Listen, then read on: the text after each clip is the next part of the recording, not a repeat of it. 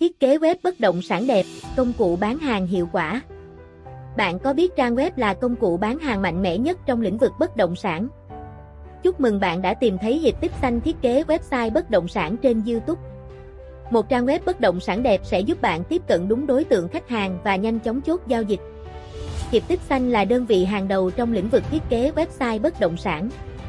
Với giao diện thân thiện, tối ưu hóa SEO và tích hợp các công cụ tương tác, trang web của bạn sẽ trở thành công cụ bán hàng không thể thiếu. Hãy liên hệ với chúng tôi để sở hữu một trang web bất động sản đẹp và hiệu quả. Bắt đầu ngay thôi, đừng để đối thủ bỏ xa bạn.